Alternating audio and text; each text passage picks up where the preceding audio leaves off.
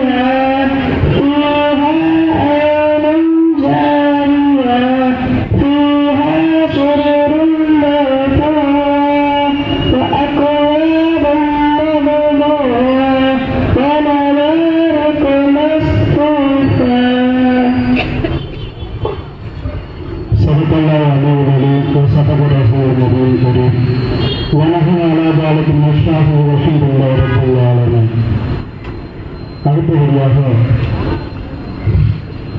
December 6 Babur மசூதி இடிப்பை கண்டித்து கண்டன கோஷம்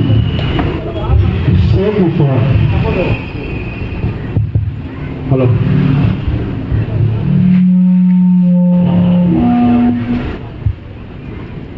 எல்லாம் எழுந்திரிச்சுக்கலாம். கோஷம் போட்டு இன்ஷா அல்லாஹ் நம்ம உணர்வுகளை வெளிப்படுத்தணும். கைகளை உயர்த்து உங்களுடைய கோஷங்களை இன்ஷா அல்லாஹ் வெளிப்படுத்தும். அஸ்ஸலாமு அலைக்கும். அல்லாஹு அக்பர், அல்லாஹு அக்பர், அல்லாஹு அக்பர், அல்லாஹு அக்பர். ஆர்ப்பாட்டம் இது ஆர்ப்பாட்டம், ஆர்ப்பாட்டம் இது ஆர்ப்பாட்டம். அநீதிக்கு எதிரான INTJ ஆர்ப்பாட்டம். போராட்டம் இது போராட்டம். தங்கள்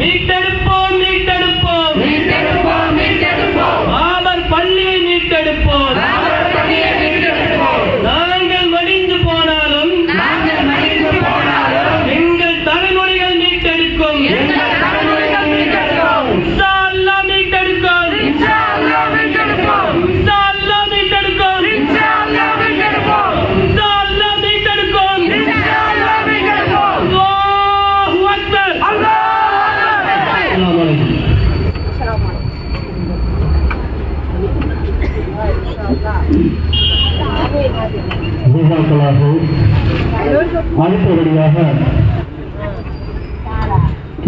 ஜெயநாதன் எஸ்டிபி வாய்ப்பாளர் கமிட்டி பொறுப்பாளராக இருக்கக்கூடிய ஒரு 10 நிமிடம் பேசுவார்.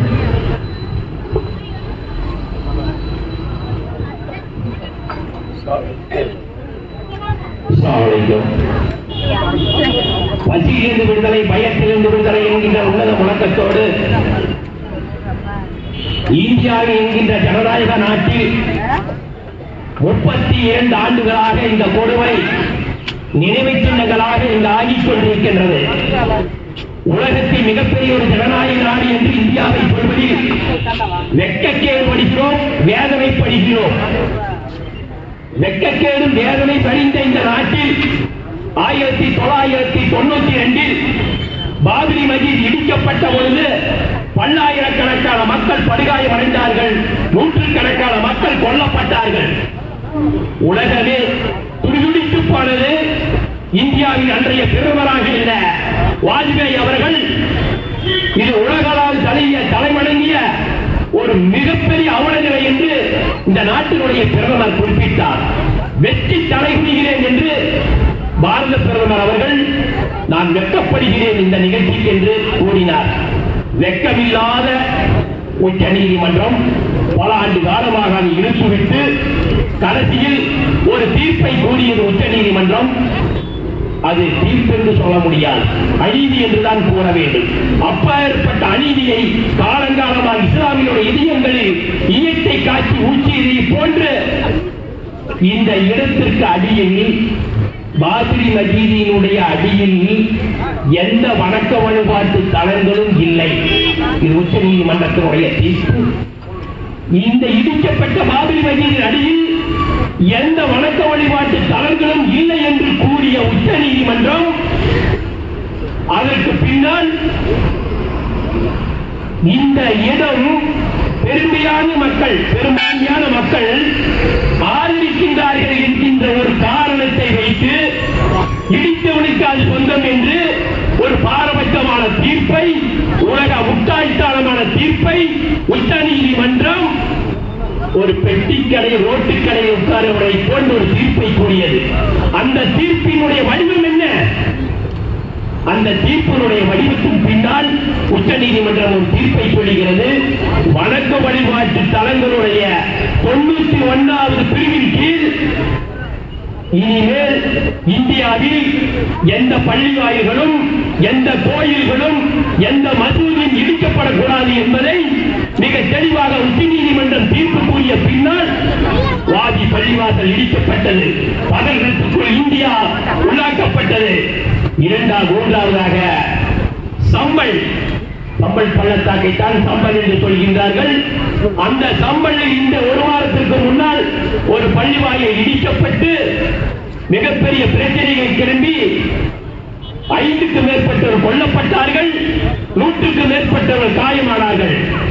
ரோட்டில் ஓகின்ற ஒரு தெருநாய், ரோட்டில் உட்கார்ந்திருக்கிற ஒருவன் அதுக்கடியில் அது இருக்கிறது, இதுக்கடியில் இது இருக்கிறது என்று ஒரு மனு போட்டான் என்றால் அந்த மனுவின் மீது விசாரித்து மறுநாளே இந்த பள்ளியை ஆய்வு செய்யுங்கள் என்று அறிக்கை விடுகின்றார்கள்.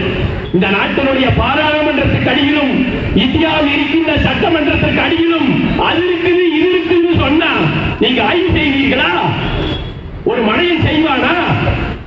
ஆனால் ஒரு நீதிமன்றத்தினுடைய நீதிபதி அந்த ஆய்வு செய்து மறுநாளை ஆய்வுக்குட்படுத்தி அங்கு 5 பேர் படுகொலை செய்யப்படுவதற்கும் 100 பேர் காயமாவதற்கு காரணமான மனு செய்தவனை அந்த மனுவை தள்ளுபடி செய்திருந்தால் இந்த படுகொலைகள் நடந்திருக்காது. அதை உச்ச நீதிமன்றத்துக்கு கொண்டு போய் என்று சொல்லி கீழ்கோர்ட்டு கூறியிருந்தால் இந்த கலவரம் நடந்திருக்காது. இப்படியே தொடர்ச்சியாக கையில் எடுத்தவரெல்லாம் சட்டத்தை பயன்படுத்தி இந்த சிறுபான்மை சமுதாயத்தை ஓடுத்தி வெளியூட்டி ஒவ்வொரு பள்ளி வாயில்களும் இடிக்கப்படுவதென்றால் நாளை டெல்லியில் நடப்பதல்ல, ஆனமலையிலும் ஒரு கும்பல் பாசிசத்தை வளர்த்திக் கொண்டிருக்கிறது. ஆனமலையிலும் ஒரு கும்பல், அதிகாரம் பெற்ற ஒரு கும்பல் ஒரு பாசிசத்தை அரவணைத்து செல்கின்றது. ஒன்றை புரிந்து கொள்ளுங்கள். ஏதோ டெல்லியில் இடித்து விட்டார்கள், உத்தரப்பிரதேசத்தில் இடித்து விட்டார்கள் என்று எண்ணிக்கொண்டிருக்கிறார்கள். அதிகாரத்தில் இருக்கிற கும்பல் பாசிசத்தை தழுவிக் கொண்டிருக்கிறது. நாளைக்கு உங்கள் வீடு இடிக்கப்படலாம், நமது பள்ளி வாய்ப்பும் இடிக்கப்படலாம். இப்படியே ஒவ்வொரு இடங்களில் இடித்துக் கொண்டிருந்தால் நாமல் வெறும் அலுவலர்களா, வீதியில் உட்காருகிறதா, பெண் பிள்ளைகளை அழைத்துக் கொண்டு வீதியில் உட்கார்ந்து கொண்டு ஒரு நினைவு துக்க நிகழ்ச்சி நடத்திக் கொண்டிருக்கிறா? இதற்கு என்ன விடிவு? இதற்கு என்ன விடிவுதான் நாம் காண்பது? 32 ஆண்டுகளமாக ரோட்டில் உட்கார்ந்து கொண்டிருப்பதால் அதற்கு தீர்வா? பத்திரிகை சுதந்திரம் இல்லை, மீடியாக்கள் நம்மை தீவிரவாதி என்கின்றது, நீதிமன்றத்தில் நீதி இல்லை. இதற்கு விடிவுதான் என்ன? சொல்லுங்கள். மதரசாக்கள் இடிக்கப்படுகிறது, கடைசியில் மரணமாகி மைத்தாங்கல் போறானா இந்த பாசிச கும்பல் அதுலயும் நாசமா போறாங்க, அதுலயும் வேலை செய்யறாங்க. அதனால இது என்ன நாடா, என்ன இது? ஒன்றை புரிந்து கொள்ளுங்கள். நீங்கள் வீடு கொண்டு எழாமல் இதை தடுக்க முடியாது. பம்பல் பள்ளத்தாக்கு அந்த பாதிமதி அந்த சம்பளையில் பள்ளி இடிக்கப்பட்டார்கள் அல்லவா, அங்க நடந்த சம்பவம் நமக்கு மிகப்பெரிய உதாரணம். இடிக்கப்படுகின்ற பொழுது எழுச்சி மிக்கு அதை தடுப்பதற்கு முற்பட வேண்டும். உயிர்கள் இழக்கப்படலாம், அது அல்லாஹ்வுக்காக. இடிப்பதை விட்டுவிட்டு நாம் பின்தங்கி இருந்தால் இதே நிலையில் வரும். நாளைக்கு ஆனமலையிலும் வரலாம், எங்கும் வரலாம். இனி ஒரு பள்ளி, அனுமதி பெற்ற பள்ளி இடிக்கப்படுமானால் 1-2 அந்த ஜமாத்து, இந்த ஜமாத்து, இந்த இயக்கம், இந்த கட்சி என்று இருக்கக்கூடாது. ஜனநாயக அடிப்படையில் ஒன்றை புரிந்து கொள்ளுங்கள். உளவுத்துறை நான் பேசுவதை பதிவு செய்து கொண்டிருக்கிறது. ஜனநாயக அடிப்படையில் இடிப்பதை தடுத்து உயிரை கொடுக்க வேண்டும். அங்கு பல உயிர்கள் போனாலும் சரி அது விமர்சிக்கப்பட வேண்டும். மீண்டும் இடிக்காமல் தடுக்கப்பட வேண்டும் உயிரிழப்புகிறார். ஏனென்றால் இந்த 32 ஆண்டுகளில் நாங்கள் எத்தனையோ பெட்டிஷனை போட்டுவிட்டோம், எத்தனையோ நிகழ்வுகளை பார்த்துவிட்டோம். உச்ச நீதிமன்றம் குழுவி நீதிமன்றமாக போய்விட்டது. ஆகிய ஒன்றை மனதில் வைத்துக் கொள்ளுங்கள். ஒரு அறிக்கை வருமானால் மதரசாவுக்கு ஒரு பிரச்சனை என்றால், மைத்தாங்கலைக்கு ஒரு பிரச்சனை என்றால், பள்ளிக்கு ஒரு பிரச்சனை என்றால் அவன் சொல்லட்டும் இவன் சொல்லட்டும் என்று இருக்காது. குழந்தை இட்டியோடு கிளம்புங்கள். நீதியை, ஜனநாயகத்தை அந்த இடத்தில் நாம் எடுத்துக்கொண்டு வரலாம் என்பதை சொல்லிக்கொண்டு எனக்கு பேசுவதற்கு வாய்ப்பளித்த அனைவருக்கும் தராத்தையும் நன்றியும் உரித்தாக்கிக் கொள்கிறேன்.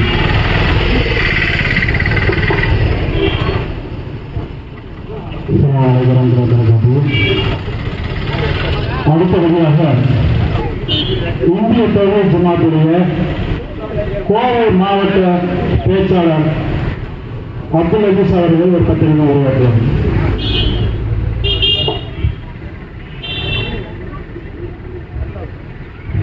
அஸ்ஸலாமு அலைக்கும் வரஹ்மத்துல்லாஹி வபரகாத்துஹு.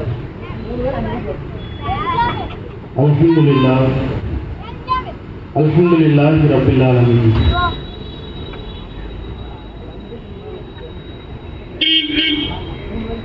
பாபர் மசூதி இடிப்பு தினமான இன்று இந்த பயங்கரமான நாளை எதிர்த்து நடைபெறக்கூடிய இந்த போராட்டத்தில் இங்கு மட்டுமல்ல தமிழகம் முழுவதும்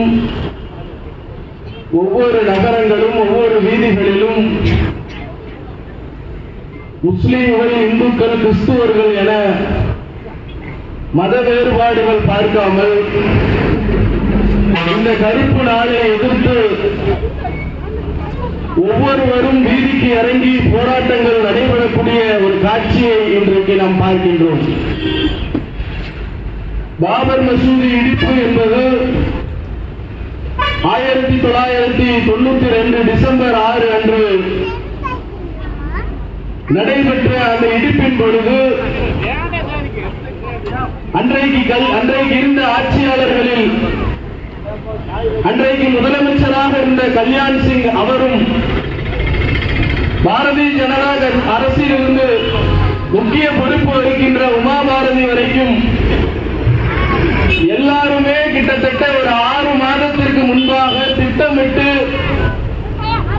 நடத்திய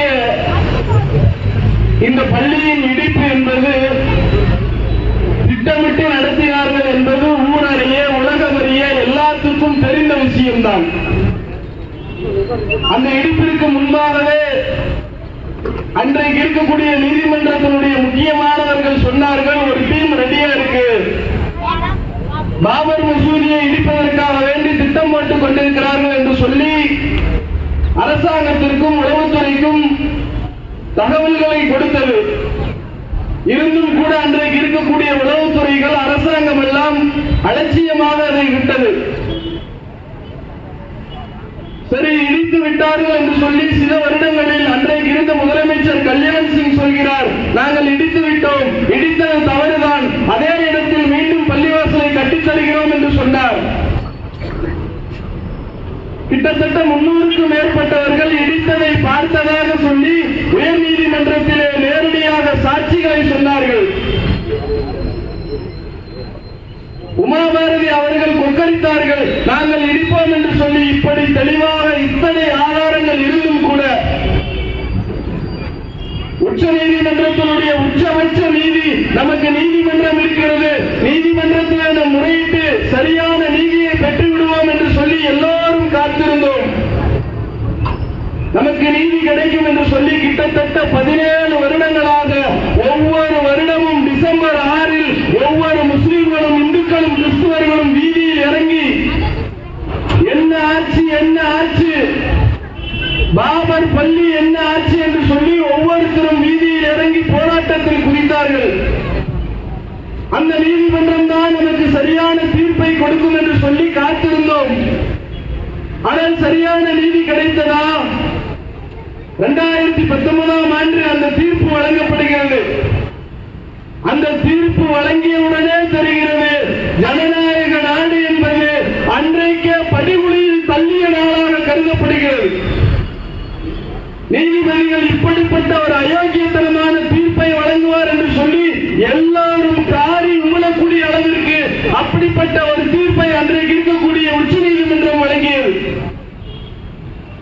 அவர்கள் சொல்லுகிறார்கள், ஒரே ஒரு நியாயத்தை சொன்னார்கள், பாபர் பள்ளி அங்கு இருந்த பள்ளிதான், ராமர் கோவிலை இடித்துவிட்டு அங்கு பள்ளி கட்டவில்லை என்ற ஒரு உண்மை தகவலை சொன்னார்கள்.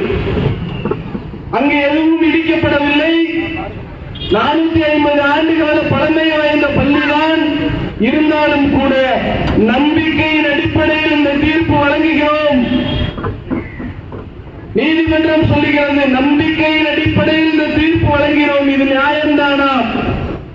இத்தனை ஆதாரங்கள் இருந்தும் கூட நம்பிக்கை எப்படி நீங்கள் எடுத்துக்கொள்ள முடியும்? கிட்டத்தட்ட 300க்கும் மேற்பட்டவர்கள் நேரடியாக நாங்கள் பார்த்தோம் என்று சாட்சி சொன்னார்கள். அன்றைக்கு இருந்த கல்யாண் சிங், நாங்கள் தான் இடித்தோம், நாங்கள் திருப்பி கட்டித் தருகிறோம் என்று சொல்லி அன்றைக்கு முதலமைச்சராக இருந்த கல்யாண் சிங் சொல்கிறார். உமாபாரதி நாங்கள் தான் இடித்தோம் என்று சொல்லுகிறார். இத்தனை தெளிவான ஆதாரங்களும் பொய்யா? இத்தனை செய்திகளும் எல்லாம் இருட்டடிக்கப்பட்டதா? பிறகு எப்படி நம்பிக்கையின் அடிப்படையில் வழங்கப்பட்ட தீர்ப்பு என்று நீங்கள் சொல்லுகிறீர்கள்? நம்பிக்கையின் அடிப்படையில் வழங்கப்பட்ட தீர்ப்பு என்று சொன்னால் நீங்கள் கொண்டாடுகிற, தூக்கி வைக்கிற உங்களுடைய மதங்கள், உங்களுடைய நம்பிக்கை அதை பற்றி சொல்லியிருக்கிறதா? அயோத்தியிலே போய் சென்று பாருங்கள். ராமர் கோவில் இங்குதான் இருந்தது என்று சொல்லி ஒரு கூட்டம், இன்னொருத்தர் சொல்கிறார் அங்கே இல்லை, இங்கேதான் ராமர் கோவில் இருந்தது என்று சொல்லி இன்னொரு கூட்டம். அங்கே இல்லைங்க, எங்களுடைய தெருவில்தான் ராமர் கோவில் இருந்தது என்று சொல்லி கிட்டத்தட்ட 30க்கு மேற்பட்ட ராமர் கோவில்கள் அயோத்தியில இருக்கிறது. பிறகு எப்படி ராமர் பாபர் பள்ளிக்குள் பிறந்தார்? திட்டமிட்டு செய்யக்கூடிய இந்த மோடியும் மோடி வகைராக்களும் எழுதி கொடுத்த துண்டு சீட்டை அப்படியே வாசித்து விட்டு நம்பிக்கையின் அடிப்படையில் வழங்கப்பட்ட தீர்ப்பு என்று சொல்கிறீர்களே, இது எந்த விதத்தில் நியாயம்? நீங்கள் நம்பிக்கை அடிப்படையில் என்று சொன்னால் உங்களுடைய மதத்திலே அன்றைக்கு இருந்த பெருங்கொண்ட தலைவர்கள் அதை குறித்து பேசியிருக்கிறார்களா? துளசிதாசனின் கோரிக்கை அதுவா? ஆரிய சமாதானத்தின் கோரிக்கை அதுவா? எத்தனையோ மடங்கள், சாமியார் மடங்கள் வைத்திருக்கிறீர்களே, சங்கர மடத்தின் கோரிக்கை அதுவல்ல, ஆரிய சமாதானத்தின் கோரிக்கை அதுவல்ல. நீங்கள் உங்களுடைய பாட புத்தகத்தில் இன்றைக்கு பாசிசம் தூக்கி கொண்டாடக்கூடிய மத மாணவர்கள் படிக்கக்கூடிய பாட புத்தகத்திலே விவேகானந்தர் எங்களுடைய தலைவர் என்று சொல்லுகிறீர்களே, அந்த விவேகானந்தர் அதை குறித்து பேசியிருக்கிறாரா? அப்ப துளசிதாசனின் கோரிக்கை அதுவல்ல, ஆரிய சமாஜானத்தின் கோரிக்கை அதுவல்ல, சங்கட மரத்தின் கோரிக்கை அதுவல்ல, எத்தனையோ சாமியார்கள் இருக்கிறார்கள், அவர்களுடைய கோரிக்கை அதுவல்ல. பிறகு எப்படி நம்பிக்கையின் அடிப்படையில் வழங்கப்பட்ட தீர்ப்பு என்று சொல்கிறீர்கள்? நீங்கள் இந்த தீர்ப்பை வழங்கியவுடனே தெரிந்தது ஜனநாயகம் படுகொலியில் தள்ளியதால், நீதிமன்றம் மழை போய்விட்டது என்று என்றைக்கோ அந்த தீர்ப்பு வந்தவுடனே தெளிவாக தெரிந்தது. இத்தனை நாள் பொறுத்திருந்தோம், தீர்ப்பிலும் நியாயமில்லை, நம்பிக்கை என்ற தீர்ப்பில் அதிலும் அநியாயம். இப்படி எல்லாம் தெரிந்தும் கூட பாபர் மசூதியை இடிக்கக்கூடிய அந்த நேரத்திலே அன்றைக்கு இருந்த ராணுவமும் காவல்துறையும் முக்கியமான அதிகாரிகள் எல்லாம் கைகட்டி வேடிக்கை பார்த்தார்களே. திட்டமிட்டு அரசாங்கத்தினர் அத்தனை பேரும் கட்டமைத்து விட்டு பாபர் பள்ளியை இடித்தீர்களே, இன்ஷா அல்லாஹ் நாங்கள் பிரகடனம் செய்கின்றோம். பாபர் பள்ளியை வரக்கூடிய அனைத்து தலைமுறைகளும் அதே இடத்திலே, இடித்த இடத்திலே பாபர் பள்ளியை மீண்டும் நாங்கள் கட்டுவோம். எங்களுடைய தலைமுறைகள் அதே பாபர் பள்ளியிலே மீண்டும் பால்மொழியை எழுப்புவோம். நாங்கள் உயிரோட்டமாக சொல்கிறோம், அன்றைக்கு நாங்கள் சிறு பிள்ளைகளாக இருந்து விட்டோம். நீங்கள் இடிக்கக்கூடிய நேரத்தில் என்று அன்றைக்கு நாங்கள் சிறு பிள்ளையாக நினைத்து இருந்து விட்டோம். இனி ஒரு பள்ளியை நீ கை வைத்து பாரலாம், அப்பொழுது தெரியும் எங்களுடைய உயிரையே அடகு வைத்தாவது அந்த பள்ளியையும் மீட்டெடுப்போம், இனி ஒரு பள்ளியும் இடிக்க விடமாட்டோம் என்று கூறி வாய்ப்பளித்தவருக்கு நன்றி கூறி விடைபெறுகிறேன். அஸ்ஸலாமு அலைக்கும் வரஹ்மத்துல்லாஹ். இந்த சைடு இருக்கிற உலகத்தில் இருக்கிற ஆண்கள் கொஞ்சம் இருந்துச்சுன்னா பெண்கள் ரொம்ப நேரம் நின்றுட்டு இருக்கிறாங்க, அவங்க கொஞ்ச நேரம் உட்கார்ந்துக்குவாங்க. அந்த சைடு கொஞ்சம் வாலிபர்ஸ் ஒதுக்கி தொண்டரை முன்னாடி வாங்க. இந்த முன்னாடி இருக்கிறவங்க கொஞ்சம் ஹெல்ப் கொடுங்க. லேடிஸ் ரொம்ப நேரம் நிற்கிறாங்க. தொண்டரை கொஞ்சம் முன்னாடி வாங்க.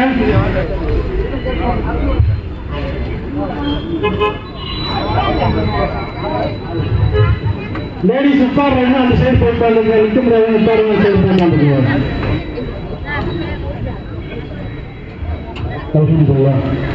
அடுத்தபடியாக ஆனைமலை கல்வி கமிட்டியுடைய பொறுப்பாளர் ஜாகிர் ஆஜர் அவர்கள் இன்னும் பேசுவார்.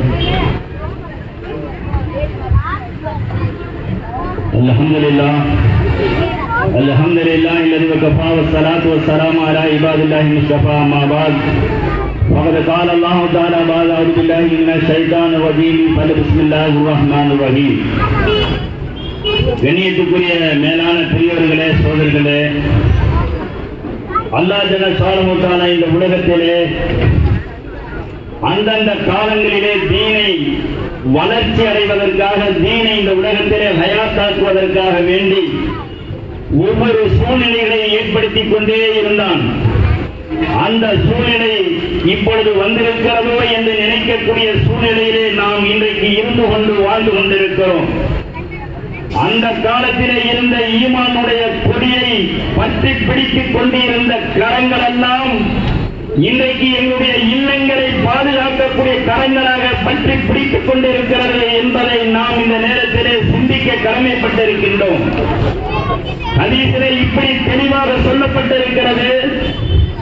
குலில்லாஹும்ம மாலிகல் முல்க் தூத்தில் முல்க மிம்மன் தஷா வ தன்தி முல்க மிம்மன் தஷா வ துஇஸ்ஸு மன் தஷா வ துதில்லு மன் தஷா பியதிகல் கைர் இன்னக அலா குல்லி ஷைஇன் கதீர்.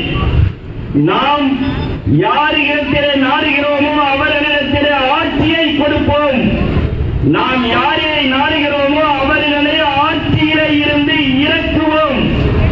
நாம் யாரை நாடுகிறோமோ அவர்களை ஆட்சியிலே அமர வைத்துக் கொண்டு அசிங்கப்படுத்திக் கொண்டிருப்போம் என்ற ஒரு ஹதீஸை ஒருபோதும் அல்லாஹ் பொய்யாக ஆக்கவில்லை. சகோதரர்களே, நாம் இந்த நேரத்தில் சிந்திக்க வேண்டிய தெளிவான ஒரு விஷயம், நம்முடைய ஒவ்வொருவருடைய உள்ளத்தினுடைய துடிப்பு என்ன இருக்கிற காரணம் இங்கே ஒன்று கூட்டி இருக்கிறது என்றால், நம்முடைய இறை இல்லம் என்பது நம்முடைய வீடு மட்டுமல்ல, அல்லாஹ்வுடைய வீடு என்பதை நாம் நினைத்து கொதித்து எழுந்து இங்கே ஒன்று கூடியிருக்கிறோம்.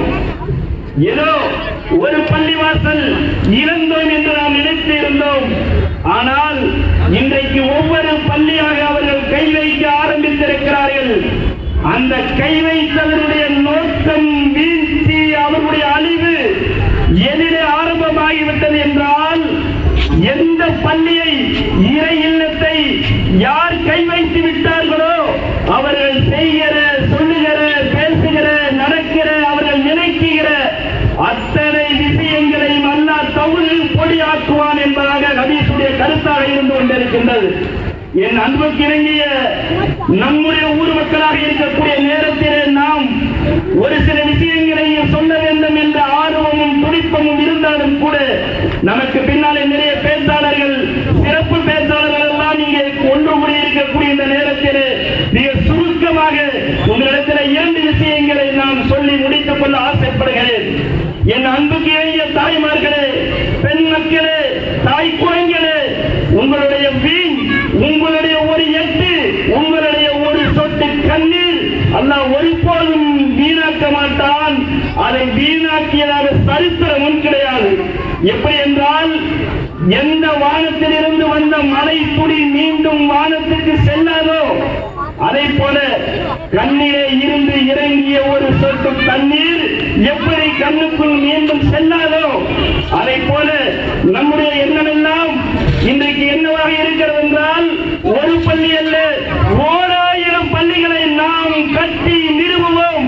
அதற்கு ஒரு உயிர் அல்ல, 1000 உயிர்களை நாங்கள் இழக்க தயாராக இருக்கிறோம் என்ற உறுதியோடு, எண்ணத்தோடு நாம் இங்கிருந்து விடைபெறுகிறோம். இதை கூறியிருக்கிறோம் என்றால், ஒருபோதும் இறைவன் வீணாக்க ஆக்க மாட்டான். வீணாக்கியதாக சரித்திரம் கிடையாது.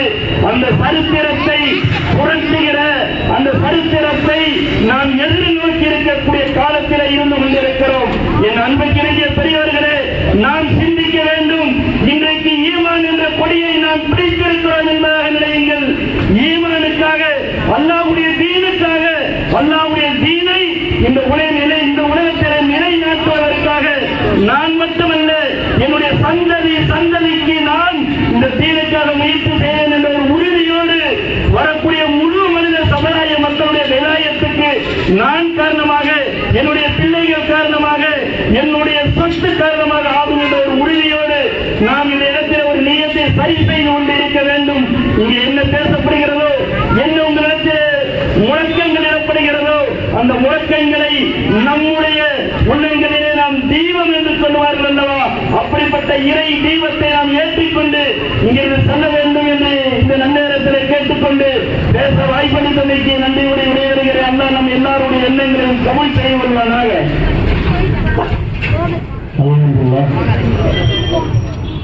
அடுத்தபடியாக ஒரு கண்டன கோஷம், 2 நிமிஷம் கோஷம் போட்டு அடுத்த பேச்சாளர் பேசுவாங்க. அஸ்ஸலாமு அலைக்கும் வரஹ்மத்துல்லாஹி.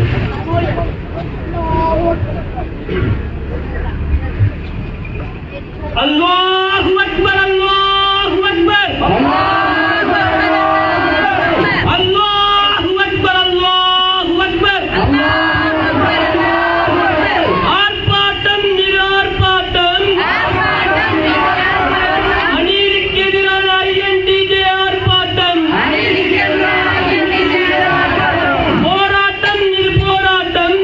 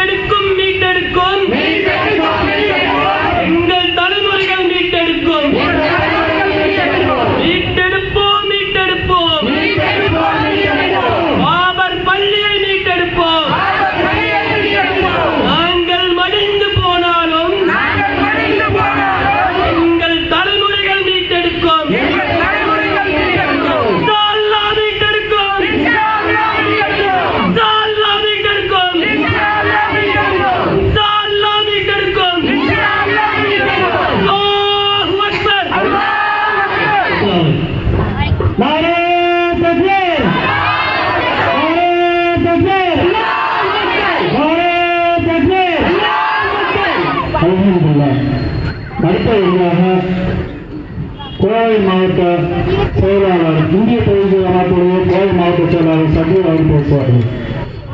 அஸ்ஸலாமு அலைக்கும் வரஹ்மத்துல்லாஹி வபரகாத்துஹு. அகில உலகையும் படைத்து பரிபாலித்து ரட்சித்து பரிபக்குவப்படுத்தி அனைத்து உலகினது ஆட்சியையும் அதிகாரத்தையும் தனது கைப்பிடிக்குள் வைத்துக் கொண்டு அடக்கி ஆளுகின்ற ஒற்றை அல்லாஹ் அவன் ஒருவனுக்கே புகழ் அனைத்தும் உரித்தானது.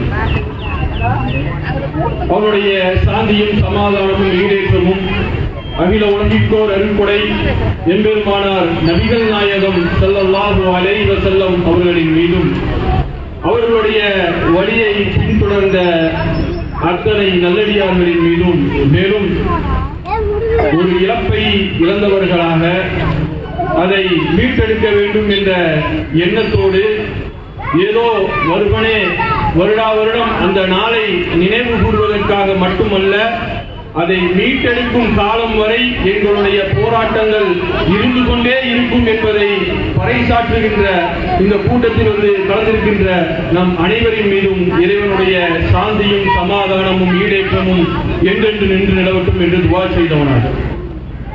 அன்பானவர்களே, நாம் வாழக்கூடிய தற்போது வாழ்ந்து கொண்டிருக்கக்கூடிய இந்தியாவினுடைய சூழல் எப்படி இருக்கிறது என்றால், கிட்டத்தட்ட ஒரு பதட்டமான ஒரு சூழலிலே வாழ்ந்து வருகின்றோம். திரும்பும் செய்தித்தாளை எடுத்தால், செய்திகளை பார்த்தால், வடநாடுகளிலே மாட்டின் பெயரால் முஸ்லிம்கள் அடிக்கப்பட்டார்கள். புதிதாக லவ் ஜிஹாத் என்ற பெயரிலே முஸ்லிம்கள் அநியாயமாக கொல்லப்பட்டார்கள். மஸ்ஜிதுகளின் பெயரால் இறை இல்லங்கள் சூறையாடப்பட்டன. அந்த இறை இல்லங்கள் சூறையாடப்படுகின்ற நேரத்திலே அங்கே இருக்கக்கூடிய அரசுகளின் ஆதரவோடு காவல்துறையின் உதவியோடு அங்கே இறை இல்லங்கள் சூறையாடப்படுகின்றது. கிட்டத்தட்ட அல்லாஹ்வின் தூதர் ஸல்லல்லாஹு அலைஹி வஸல்லம் அவர்கள் ஒரு ஹதீஸிலே கூறுகின்றார்கள், ஒரு காலம் வரும், அந்த காலத்திலே பசித்தவர்கள் எல்லாம் ஒரு உணவு தட்டை பார்க்கின்ற நேரத்தில் அதன் மீது எப்படி பாய்வார்களோ அதுபோல ஒரு காலம் வரும். அந்த காலத்திலே முஸ்லிம்களின் மீது தாக்குதல்கள், அநியாயங்கள், அட்டூழியங்கள் நிகழ்த்தப்படும் என்று அல்லாஹ்வின் தூதர் ஸல்லல்லாஹு அலைஹி வஸல்லம் அவர்கள் கூறினார்கள். கிட்டத்தட்ட அந்த சூழலில் தான் இந்தியாவிலே நாம் வாழ்ந்து வருகின்றோமோ என்று எண்ண தோன்றுகிறது. அல்லாஹ் நம்மை பாதுகாக்க வேண்டும். அல்லாஹ் நம்முடைய ஈமானை அதிகரிக்க வேண்டும். இன்ஷா அல்லாஹ் எப்படிப்பட்ட சூழல் வந்தாலும் எங்களுடைய உயிர் இருக்கும் வரை போராடுவோம். கடைசி இருக்கக்கூடிய ஒரு துளி ரத்தம் வீழும் வரை இந்த தீனுக்காக நாங்கள் பாடுபடுவோம் என்ற எண்ணத்தை நம்முடைய உள்ளத்திலே அல்லாஹ் ஈமானிலே வலுப்படுத்துவானாக என்று துஆ செய்தவனாக. அன்பானவர்களே, ஏன் இந்த பாபர் மஸ்ஜித் போராட்டம்? ஏன், எதற்கு? நம்ம தான் மஸ்ஜிதை இழந்துட்டோமே, நம்மள்ட்ட மஸ்ஜிதை பிடிக்கிட்டாங்க. பின்ன ஏன் வருஷா பதிய ஓடுற மாதிரி இந்த டிசம்பர் 6 அன்னைக்கு நம்ம எதுக்கு இந்த போராட்டத்தை நடத்திட்டு இருக்கிறோம்? எல்லாத்தோடைய மனசுலயும் அந்த ஒரு எண்ணம் இருக்கு. அப்படி ஒரு கேள்வி என்ன இருக்கும்? நம்மளுடைய மனதிலேயே அந்த கேள்விகள் இருக்கும். இந்த போராட்டம் எதற்கு? பொதுவாக இந்த இந்திய சூழலிலே மக்கள் மத்தியிலே, மக்கள் மனதிலே ஒன்று விதைக்கப்படுகின்றது. பாபரி மஸ்ஜித் என்பது முகலாயர்களுடைய படையெடுப்பிலே முகலாயர்களால் கட்டப்பட்ட மஸ்ஜித். முகலாயர்கள் கொண்டு வந்த ஆட்சி அப்படி அல்ல, அவர்கள் இஸ்லாமியர்கள். அது இஸ்லாமியர்களுடைய மஸ்ஜித். இஸ்லாமியர்களுடைய மஸ்ஜித் என்றால் அது முகலாயர்கள் என்று பிரித்து பார்ப்பதற்கல்ல. இனி இருக்கக்கூடிய ஒவ்வொரு முஸ்லிம்களாக இருந்தாலும் சரி, கியாமத் நாள் வரை வரக்கூடிய ஒவ்வொரு ஈமான் கொண்ட உள்ளத்திற்கும் அது என்னதாங்க? மஸ்ஜித்கள் தான். அதை மீட்ட வேண்டியது ஒவ்வொரு முஸ்லிம்களின் மீதான கடமைதான். இப்படியே நாம் நம்முடைய போராட்டங்களை நம்ம அப்படியே கைவிடத்தான் இன்னைக்கு என்ன பண்றாங்க இந்த சங்க பரிவார கும்பல்கள்? அந்த தீர்ப்பொன்று வருது, பாபர் மஸ்ஜிதுடைய தீர்ப்பொன்று வருது. 2016 சுப்பிரமணிய சாபி, இந்தியாவிலே இருக்கக்கூடிய ஒரு மிகப்பெரிய சைத்தான், அவன் என்ன பண்றானா, ஒரு ஸ்டேட்மெண்ட் கொடுக்கிறான். இந்தியாவில 40,000 மஸ்ஜிதுகள் இருக்குது, எங்களுக்கு நீங்க 3 மஸ்ஜிதுகளை மட்டும் கொடுத்துருங்க அப்படின்னு சொல்லி அவன் சொல்றான். இது என்னமோ வெறுமனே நிலத்திற்கான போர் அல்ல, நம்முடைய இடத்தை இழந்து விட்டோம், அந்த நிலத்தை மீட்பதற்கான போர் அல்ல, இது கொள்கைக்கான போராட்டம், ஏகத்துவத்திற்கும் ஷிர்கிற்கான போராட்டம்.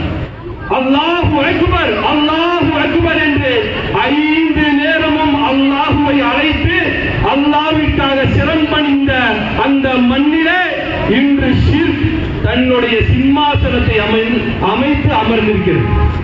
ஆக இது வெறுமனே நிலத்திற்கான போராட்டம் அல்ல, இது கொள்கைக்கான போராட்டம். இமாம்கள் சொல்லும் போது சொல்றாங்க, எவன் ஒருவன் தன்னுடைய கொள்கையை மறந்தவனாக அதை தூக்கி காற்றில் வீசிவிட்டு பறந்துவிட்டு அதை பரப்பியவனாக வாழ்கின்றானோ அவன் வாழ்வதும் சரி, தற்கொலை செய்து சாவதும் சரி என்பதாக இமாம்கள் சொல்கின்றார்கள். ஆக நம்முடைய இது கொள்கைக்கான போராட்டம். அல்லாஹுவை வணங்கிய பூமியில் இன்று ஷிர்கினுடைய கூடாரம். இன்ஷா அல்லாஹ் நீங்கள் எப்படி எங்களுடைய இறை இல்லங்களிலே உங்களுடைய ஷிர்கை நீங்கள் நிலைநாட்ட வேண்டும் என்று நினைத்தீர்களோ எங்களுடைய வரலாறை கொஞ்சம் திரும்பி பாருங்கடா. ஷிர்கினுடைய எல்லா கூடாரங்களையும் அடித்து ஒடித்து நொறுக்கிதாண்ட இந்த ஏகத்துவத்தை அல்லாஹ் நிலைநாட்டியிருக்கான். இன்ஷா அல்லாஹ் வெகு விரைவில் அந்த மண்ணிலும் 5 நேரம் அல்லாஹ் அக்பர் என்ற அழைப்பை ஒலிக்கக்கூடிய நாள் வெகு விரைவில் இல்லை. இன்ஷா அல்லாஹ் நாங்கள் அதை நடத்தி காட்டுவோம். எங்களிடம் இல்லாமல் இருந்தாலும் எங்களுடைய தலைமுறை அந்த பாபரே மஸ்ஜிதை இன்ஷா அல்லாஹ் கண்டிப்பாக வெல்லும் என்பதை இந்த நேரத்தில் பதிவு செய்து என்னுடைய உரையை நிறைவு செய்கின்றேன். அஸ்ஸலாமு அலைக்கும் வரஹ்மத்துல்லாஹி வபரகாத்துஹு. அல்ஹம்துலில்லாஹ். நேரம் குறைவாக உள்ளதா இன்னும் ஒரு சில நிமிடங்களில் முடிக்கிறோம் இன்ஷா அல்லாஹ். அடுத்தபடியாக இந்திய தௌஹீத் ஜமாத்துடைய மாநில பேச்சாளர் முகமது ஆசிப் அவர்கள் உரையாற்றுவார்.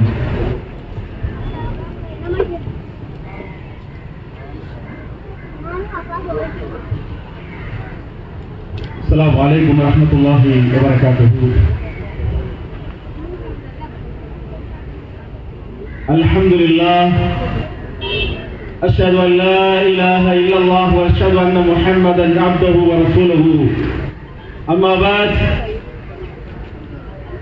اللهم صل على محمد وعلى آل محمد كما صليت على إبراهيم وعلى آل إبراهيم إنك حميد مجيد. اللهم بارك على محمد وعلى آل محمد كما باركت على إبراهيم وعلى آل إبراهيم إنك حميد مجيد. أعوذ بالله من الشيطان الرجيم. بسم الله الرحمن الرحيم. والعصر إن الإنسان لفي خسر إلا الذين آمنوا وعملوا الصالحات وتواصوا بالحق وتواصوا بالصبر.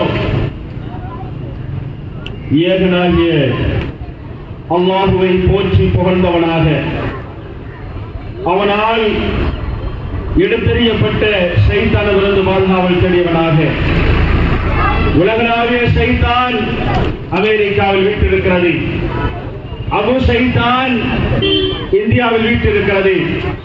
குட்டி குட்டி ஷைத்தான்களாக இருக்கிற ஷைத்தான் ஒட்டுமொத்த ஷைத்தானிலிருந்து பாதுகாவல் தேடியவனாக, அல்லாஹ்வுடைய நல்லொருள் நபி முஸ்தபா ஸல்லல்லாஹு அலைஹி வஸல்லம் அவர்கள் மீதும், அவர்கள் விட்டு சென்ற இஸ்லாத்தை தன்வீர் காத்த சத்திய சஹாபாக்கள் சஹாபிய பெண்மணிகள் மீதும், தாபீன்கள் தபா தாபீன்கள் மீதும், நல்லதை எடுத்துச் சொன்ன இமாம்கள் மீதும், குறிப்பாக எங்களை எல்லாம் பெற்றெடுத்த எங்கள் தாய்மார்கள் எங்கள் சகோதரிகள் மீதும், தாடிகள் நிறைத்திருக்கலாம், ஒரு காலம் எங்களுடைய ஈமான் நிறைக்காது என்று நின்று கொண்டிருக்கிற என் ஜமாத் பெரியவர்கள் மீதும், இந்த போராட்டத்தை வலுவாக கொண்டு சேர்க்க வேண்டும் என்று துடியாய் துடித்து வேலை செய்து கொண்டிருக்கிற என் ஜமாத் இளைஞர்கள் மீதும், இன்னும் சொல்ல வேண்டும் என்று சொன்னால், மறைந்திருந்து ஓரத்தில் உட்கார்ந்து டீக்கடையில் உட்கார்ந்து வெளிப்படையாக பேசினால் என்ன பேசினார் என்பதை மக்கள் பார்த்து விடுவார்கள் என்று உட்கார்ந்து குறிப்பெடுத்துக் கொண்டிருக்கிற என் RSS, பிஜேபி, விஸ்வ ஹிந்து பஜ்ரந்தல் போன்ற என்னென்ன கட்சி எல்லாம் இருக்கிறதோ அந்த சகோதரர்கள் மீதும், முருகானந்த சார் முன்னாடியே வந்துட்டாரு, போக்கஸ் பண்ணிட்டாரு. இன்னும் சில பேர் இருக்கிறாங்க, மறைஞ்சிருந்து எழுதி கொண்டிருக்கிற என் உளவுத்துறை நண்பர்கள் மீதும் இன்னும் சொல்ல வேண்டும் என்று சொன்னால், இவர்களை பாதுகாக்க நாங்கள் தேவையில்லை, அவருடைய அல்லாஹ் இருக்கிறார் என்று தூரத்தில் நின்று கொண்டிருக்கிற என் காவல்துறை அன்பர்கள் மீதும் நண்பர்கள் மீதும் அந்த ஏக இறைவனுடைய சாந்தியும் சமாதானம் என்றுமாக. அன்புக்குரியவர்களே, டிசம்பர் 6 மறக்க முடியாத ஒரு நாள். இந்த நாளை பொறுத்தளவில் நீதிமன்றத்தை நம்பினோம். நீதிமன்றம் நமக்கு மிகப்பெரிய தீர்ப்பை வழங்கியிருக்கிறது. அந்த தீர்ப்பை படிக்கிற காலத்தில் அந்த தீர்ப்பை நீதிமன்றம் எப்படியெல்லாம் வழங்கியிருக்கிறது தெரியுமா? இதை சொல்லிவிட்டு பின்னாடி சம்பவத்துக்கு வருகிறேன்.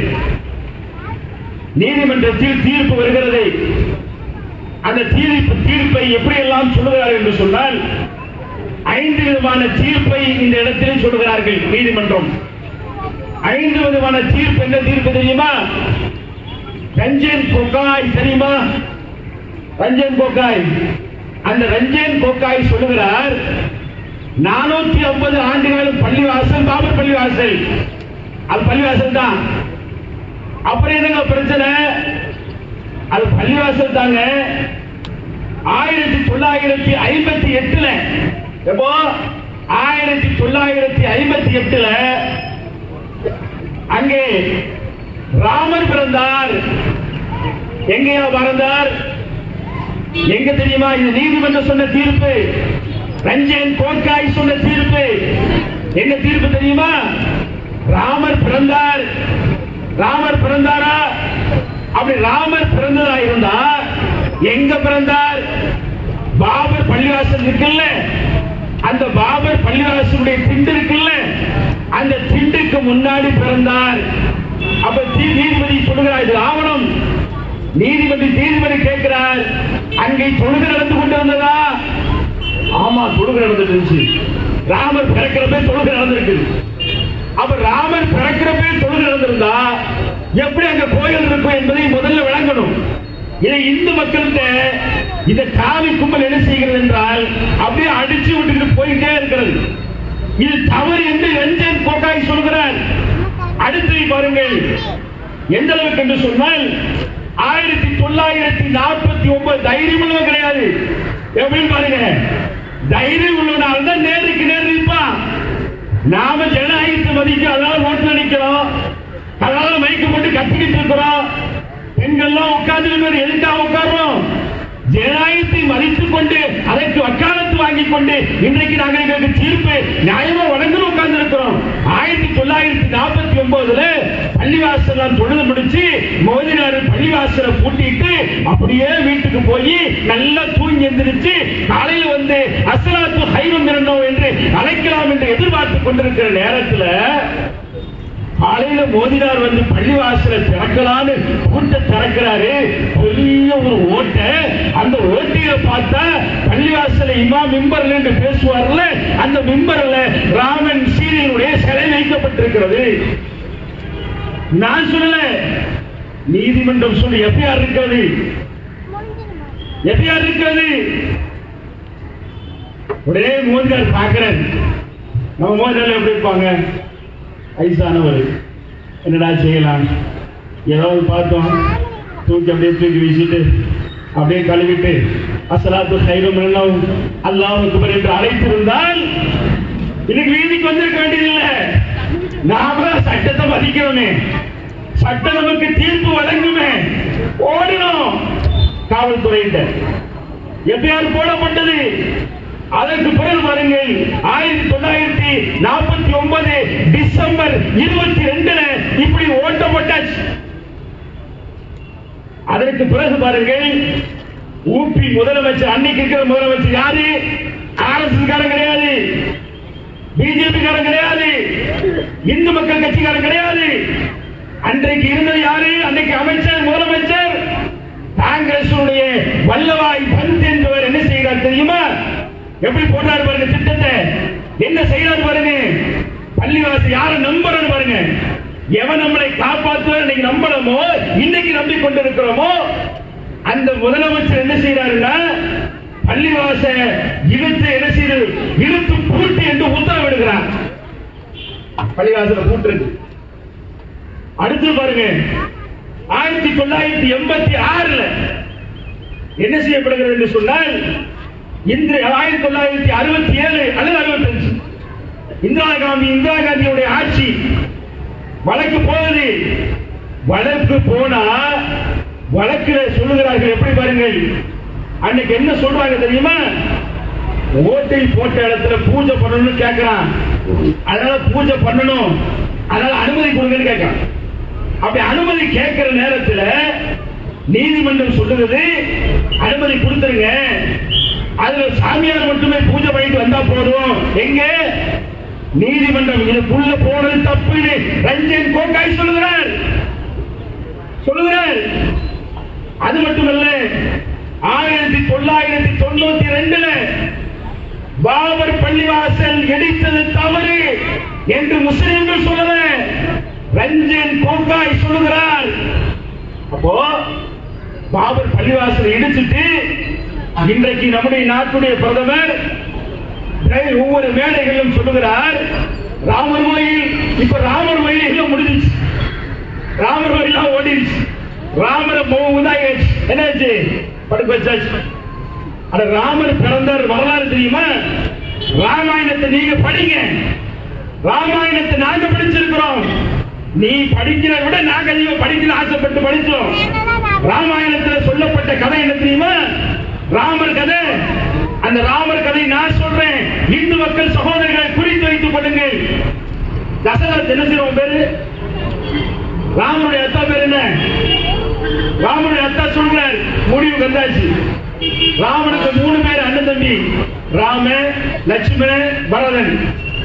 அப்ப என்ன ஆகுதுன்னா யாரா ஒருத்தர் ஆட்சி செய்யணும், யார் ஆட்சி செய்ய விடலாம்னு சொல்லி கேட்கிற நேரத்தில் 3வது பரதன் இருக்கிறார் பாருங்க. பரதனுடைய அம்மா சொல்லுகிறார் ராமரே நீ ஆட்சி செய்யாத, நீ காட்டுக்கு போயிரு. யார் சொல்கிறார்? ராமனுடைய தாய் சொல்கிறார், பரதனுடைய தாய் சொல்கிறார் நீ காட்டுக்கு போயிரு, தாடி வை. அந்த இலங்கை அந்த தமிழ் இலக்கணம் சொல்ல நேரம் இல்லை, தாடி வை, தவமிரு. 14 வருடம் கழிச்சிட்டு நீ என்ன செய்ய, நாட்டுக்கு திரும்பி வான்னு சொன்ன வரலாறு ராமாயணத்தில் இருக்குது. RSS பிஜேபி சகோதரர்களை படித்து பாருங்கள். அப்போ இப்படி ஒரு காரியம் நடந்த ராமர் அழைத்திருப்பார, ராமர் பிறந்த இடத்துல கோயில் பள்ளிவாசல் அடிக்க விட்டிருப்பார. என்ன சொல்லுற நீதிமன்ற தீர்ப்பு? இது எல்லாமே தவறு. எது? எல்லாம் தப்பாம. ஆனா ஒன்னே ஒண்ணுதாங்க, எல்லாம் தப்பு. ஆனா ராமலால் இருக்கிறார்ல, ராமலால், அந்த ராமலால் பிறந்தனால இந்து மக்களுடைய ஒட்டுமொத்த நம்பிக்கையினால நாங்கள் பாபர் மசூதி என்ன செய்கிறோம், அவர்களை கொடுத்து கட்ட விட்டுட்டோம். நீதிமன்றம் சொல்கிறது. இப்ப அங்க தொட்டு நம்மால நிறைய பேர் இருந்தாங்க, பாபர் மசூதி தீர்ப்பு கிடைத்து விட்டது, நாம் ஏன் போராட வேண்டும், கோயிலை கட்டிவிட்டார்களே, போராட எதுக்கு போராட்டம் சொன்னார்கள். இன்னைக்கு வந்துட்டான் கியான்வாய்க்கு வந்தா. கியான்வாயில் என்ன பிரச்சனை? கியான்வாயில் என்ன பிரச்சனை? கியான்வாயில பள்ளிவாசல் மேல பிரச்சனை இல்லையாமா, கீழதான் பிரச்சனையாமா. மேல பிரச்சனை இல்ல, கீழதான் கோயில் இருந்துச்சு. விஷ்ணுவை கொண்டு வந்தா. இப்போ எங்க வந்திருக்கிற ஊபியில சாம்பல் என்ற மாவட்டத்தில் ஜமா மஸ்ஜித், பழமையான மஸ்ஜித், அந்த பழமையான மஸ்ஜித்ல உள்ள நடந்து விஷ்ணு சங்கர் சொல்லக்கூடிய ஒருத்தன் வழக்கு தொடர்றான். பாபர் மசூதி 1949 பிரச்சனை வருது. அது எவ்வளவு வருஷங்கள் என்ன செய்யுது, தீர்ப்பு வழங்கல நீதிமன்றம், அலகாபாத் நீதிமன்ற தீர்ப்பு வழங்கல. ஆனால் சாம்பல் நகரில் மாவட்டத்தில் இருக்கிற கோர்ட்டு ஒரு சைத்தான் போய் கம்ப்ளைண்ட் கொடுத்தது, வழக்கு தொடருது. அந்த வழக்குக்கு எத்தனை மணி நேரம் விசாரிச்சு தெரியுங்களா? நீதியரசர், அந்த நீதியரசர் எவ்வளவு விசாரிச்சாரு? 3 மணி நேரத்தில் விசாரிச்சு ஆய்வு. நீ என்ன செஞ்சிருக்கணும்? ரெண்டு இது நான் சொல்லல, நீ செஞ்ச தப்புன்னு சுப்ரீம் கோர்ட் சொல்லுது. சுப்ரீம் கோர்ட் சொல்லுது இவர்கள் செய்தது தவறு. இரண்டு தரப்பையும் உட்கார வைத்து நீ பேசியிருக்கணும், நீ பேச்சுவார்த்தை நடத்தியிருக்கணும். ஆனா அங்க ஆய்வுக்கு போறப்போ அங்கே சில சகோதரர்கள் ஜனநாயக முறைப்படி போராடுகிறார்கள். அந்த ஜனநாயக முறைப்படி போராடுகின்ற நேரத்தில் ஷூட்டிங் ஆர்டர் ஷூட் பண்ற 5 முஸ்லிம் இன்னைக்கு நம்ம போராடாம இருந்தோம்னா அதே நிலைதான். சாயங்காலத்துல சுட்டா, குஜராத்ல சுட்டா, எல்லா பக்கம் சுட்டா. இப்ப சாமண்டூர் பள்ளிவாசலையும் சுட்டு தள்ளிட்டான். சுட்டு தள்ளுனா சுட்டு தள்ளிட்டு நீதிமன்றத்தை விசாரிக்கிறப்ப சொல்றாங்க, ஊட்டி போலீஸ்காரர்கள் சொல்றாங்க, கமிஷனர் எல்லாம் சொல்கிறார்கள், நாங்க சுடல. எப்படி அவன் சுட்டுட்டான்? இதுல நாங்க சுடலையா? எப்படி முஸ்லீமா போய் நாட்டு துப்பாக்கி வச்சு பயன்படுத்திட்டாங்க? அப்படி எப்படி அவங்க சுட்டுட்டாங்களா? அவன் முஸ்லீம் சுட்டுட்டானா? எவ்வளவு பெரிய அயோக்கியத்தனத்தை காவல்துறை செய்திருக்கிறது பாருங்கள். ஊபி காவல்துறை அப்ப எவ்வளவு பெரிய அக்கிரமம் செய்துவிட்டு இவர்கள் தொடர்ந்து பள்ளிவாசல் காசு காசிக்கு போவேன், மதுராவுக்கு போவேன், அமாரா ஹே ஆப்கா ஹே எல்லாம் போ. இன்ஷா அல்லாஹ் இன்ஷா அல்லாஹ் உனக்கு கால வெகு இல்ல. நீ நினைச்ச ஹேட்ரிக்ல உட்கார்ந்துருவானே, ஹேட்ரிக் அல்ல. எங்க ரப்புல் ஆலமீன் எங்களை படைத்த அல்லாஹ் சொல்ல வேண்டாம். எங்களை படைத்த ரப்புல் ஆலமீன் நினைத்து விட்டால் என்ன வேணா நடக்கும். என் ரப்பு நினைச்சிருக்கிறான் ஹேட்ரிக்லடா, தொட்டுக்கோ தொடச்சுக்கோ. நான் கொடுத்தா தான் சட்டபாபு நாயிட்ட போய், ஐயா சீட்டை எங்கேயும் போய் காங்கிரஸ்கார் ரெடியா இருக்கு, இங்க நிதிஷ்குமார்ட்ட போய், ஐயா எங்களை விட்டாதீங்க, இப்படி பிச்சை வாங்கி இன்றைக்கு ஆட்சி பீடத்தில் உட்கார்ந்து இருக்கிறாய், மானங்கிட்டு உட்கார்ந்து இருக்கிறாய். நீ யாரு இப்ப பாருங்க, யாருக்கு கவலைப்பட மாட்டாரு. இந்தியாவில் யாராவது முஸ்லிம்கள் பாதிக்கப்பட்ட தலித் மணிப்பூர் எங்க பாதிக்கப்பட்டாலும் ஓடி வர மாட்டாரு. அதானிக்கு அம்பானிக்கு ஏதாவது ஆச்சுன்னா வந்துடும். ஐயோ பாவம், ஏழைகள் பரம ஏழைன்னு சொல்லுவாங்கல்ல, அந்த மாதிரி இந்த பரம ஏழைகளுக்கு வக்காலத்து வாங்குகிறார். மணிப்பூர்ல நிர்வாணமாக ஒரு பெண்ணை இழுத்துக் கொண்டு வருகிறார்கள். அதை பற்றி பேசல, அதை பற்றி நினைக்கல. ஆனால் அதானிக்கும் அம்பானிக்கும் வக்காலத்து வாங்குகிறார். ஆனால் இன்ஷா அல்லாஹ் மறைந்த பாக்கர் அவர்கள் சொன்ன வார்த்தை எனக்கு இந்த சம்பவத்தில் வருகிறது. மறைந்த பாக்கர் சொல்லுவார், என்ன வார்த்தை சொன்னார் தெரியுமா? இன்ஷா அல்லாஹ் இன்ஷா அல்லாஹ் நீ இடிக்கலாம், நீ கட்டி எழுப்பலாம், ஒட்டுமொத்த மக்களையும் ஒன்றிணைந்து தலித்து கிறிஸ்துவ அத்தனை சகோதரரும் இணைந்து நீ கட்டியதை தகர்த்து இன்ஷா அல்லாஹ் அந்த இடத்தில் பள்ளிவாசலை நாங்கள் கட்டுவோம். கட்டுவது மட்டுமல்ல இன்ஷா அல்லாஹ் எப்படி இலங்கையில் ஓடினா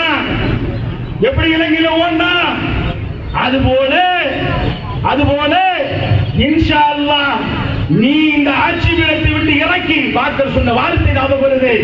அவர் சொன்ன வார்த்தை, நீ எப்படி இந்த மக்களை சிறைபிடித்து சுட்டுக் கொண்டு நாசம் செய்தாயோ அதே போல இந்த நாட்டிலே ஆளுகின்ற இந்த பிரதமர் நாற்காலியிலிருந்து இறக்கி இன்ஷா அல்லாஹ் உங்களை சிறையில் வைப்பார் என்கிற ரப்பல் ஆலமீன். இடித்த குற்றவாளிகள் நடைபெறமாக இருந்தாலும் சரி உன்னை சிறையில் கொண்டு அடைக்காமல் இந்த சமூகம் ஒரு காலத்தில் விடாது. சிந்தித்து பாருங்கள். இன்ஷா அல்லாஹ் இனி ஒரு பாபர் மசீதி நீ இடித்ததை போல வர காலத்தில் பள்ளிவாசலை நான் விட்டு வேடிக்கை பார்ப்போம் என்று நினைத்துக் கொள்ளாதீர்கள். இன்ஷா அல்லாஹ் நீ கட்டியதை நாங்கள் பார்ப்போம். ஜனநாயக சக்தியோடு ஒட்டுமொத்த சகோதரனோடு ஒட்டுமொத்த நீ யாரெல்லாம் புறக்கணிக்கிறாயோ, யாரெல்லாம் தூக்கி வீசினாயோ அத்தனை பேர்கள் ஒன்று திரட்டி இன்ஷா அல்லாஹ் அந்த இடத்தில் பாபர் பள்ளி வந்து நாங்கள் கட்டியே தீர்வோம். அஸ்ஸலாமு அலைக்கும் வரஹ்மத்துல்லாஹி வபரகாத்துஹு. அல்ஹம்துலில்லாஹ், ஜஸாக்கல்லாஹு. அடுத்தபடியாக இந்திய தொழில்நுட்பத்துடைய தீர்மானங்கள் வாசிக்கப்படும். தீர்மானம் 1, மெத்தனை போக்கில் ஆமை வயத்தில் செயல்படும் அரசு அலுவலகம் தொடர்ந்து பொதுமக்களுக்கு அவதிக்குள்ளாகி வருகிறது. 2026 சட்டமன்ற தேர்தலில் ஆளும் தரப்பு இதனால் பின்னடைவு வாய்ப்புள்ளது என்பதை கருத்தில் கொண்டு தூய நடவடிக்கை எடுக்கும்படி ஆர்ப்பாட்டம் மூலமாக கேட்டுக்கொள்கிறோம். அஸ்ஸலாமு அலைக்கும். அடுத்த தீர்மானம். அஸ்ஸலாமு அலைக்கும் வரஹ்மத்துல்லாஹி வபரகாத்துஹு. குப்பைநம்புதூர் சுந்தரபுரி இடையே தனியார் மதுபான கடை பொதுமக்கள் வாகன ஓட்டிகளுக்கு அவதிக்கு உட்பட்டு வருகிறது. இது சட்ட ஒழுங்கு பிரச்சனை ஏற்படுகிறது. எனவே இதை உடனடியாக தமிழக அரசு மதுக்கடையை அகற்ற வேண்டும் என்று இந்த போராட்டத்தின் மூலமாக வலியுறுத்தப்படுகிறது. 3வது தீர்மானம் இப்ராஹிம் பொறுப்பாளர் கபூர். அஸ்ஸலாமு அலைக்கும். தொடர்ந்து ஆனமலை மற்றும் மீனாட்சிபுரம் எல்லைகள் வழியாக ராட்சச லாரிகள் மூலம் கனிம வளாகங்களான போல்டர் கற்களை பொய்யான ஆர்டர்கள் மூலம் கேரளாவுக்கு கடத்தப்படுவதை சம்பந்தப்பட்ட துறை மற்றும் வருவாய்த்துறை காவல்துறை தடுத்து நிறுத்தவில்லை என்றால் மாபெரும் மக்கள் போராட்டம் மூலம் அதற்கு தீர்வு காண நேரிடும் என்பதை இந்த போராட்டம் மூலம் தெரிவித்துக் கொள்கிறோம். அஸ்ஸலாமு அலைக்கும். அடுத்தபடியாக இறுதியான ஒரு கோஷம்.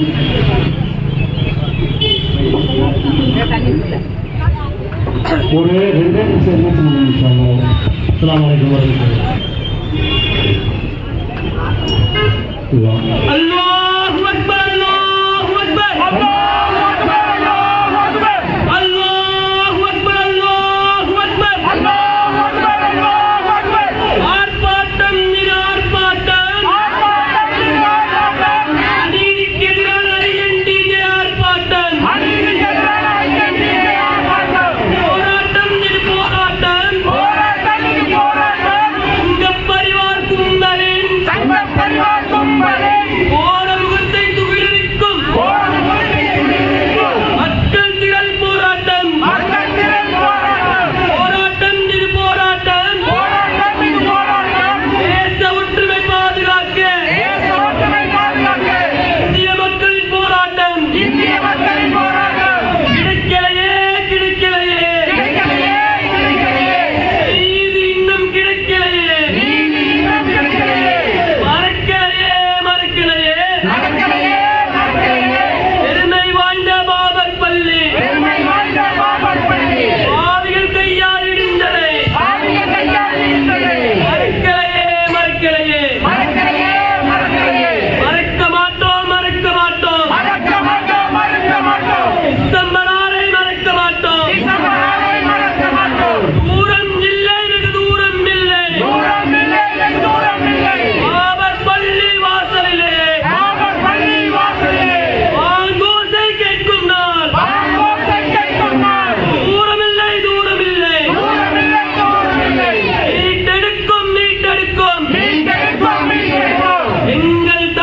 மீட்டெடுக்கும் எங்கள் தலைமுறைகள் மீட்டெடுப்போம் பாபர் பள்ளியை மீட்டெடுப்போம். நாங்கள் மடிந்து போனாலும் எங்கள் தலைமுறைகள் மீட்டெடுக்கும். இன்ஷா அல்லாஹ் மீட்டெடுக்கும். இன்ஷா அல்லாஹ்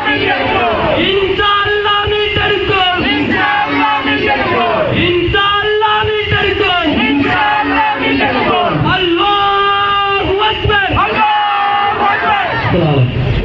அல்ஹம்துலில்லாஹ்.